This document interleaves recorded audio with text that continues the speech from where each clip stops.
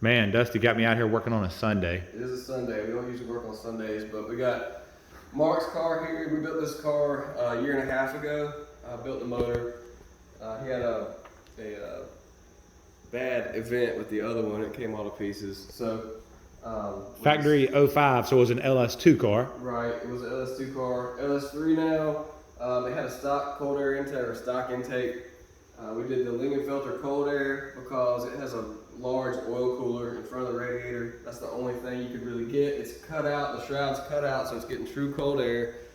Yeah, that's he pretty road nice. races this car often, so he wanted a combination that would make good, steady, predictable power, nothing peaky, a lot of good torque, and good flat Really power. drivable. He mentioned drivable a lot. You know, Yep. just make it not shock the tires and all that stuff, and smaller camshaft than what we would normally go with, but it worked out great. Gave him what he wanted here.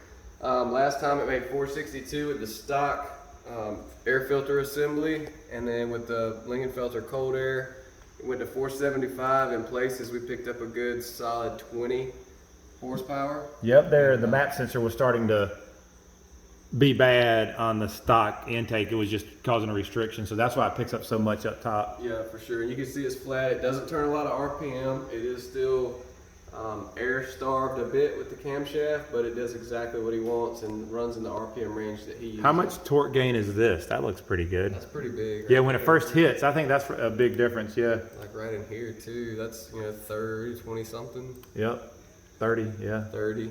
And then up here, I think it was about 30 as well. So I think it's pretty good gains. I'm, Yeah, 20 there. yeah, 20, I'm real happy with You're it. gonna feel it for sure. And there's some left in it. I think a ported rotted intake manifold, maybe a little more throttle body. Remember, this is through a stock intake, stock throttle body, stock mufflers. Stock mufflers. I mean, it is very quiet. I mean, I'll do a auto video when we leave, but you can barely hear it running. The tires on the video you'll see are actually louder than the exhaust.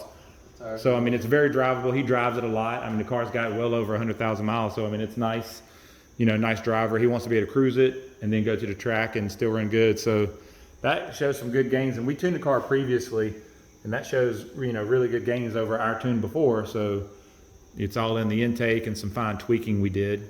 You always learn. Not saying it wasn't tuned perfectly before, but you always improve. So you're not learning, you're done. Like we're and I think, always trying to stay on the edge. I think that's why the dyno graph's a little bit. Not the edge. Cutting. Yeah, the cutting edge. I think that's why the graph's a little smoother now as well. I was able to get a little more time in it up top, turn a little bit harder because of the new intake, and just dial the fuel in. He shifts this car right at 65 to 68, so it's right. It does exactly what he wants. Again, everybody will say that thing falls off. You're right, it does, but it makes power where he uses it. And it falls off for good reason. The cam's small, stock intake, stock throttle body, stock muffler. So all those things, like torque, and the torque is real good and flat. So we're happy with it. We get a couple of videos, and I'll get a little auto video on the way out too. Again, thanks, and we'll talk to you next time.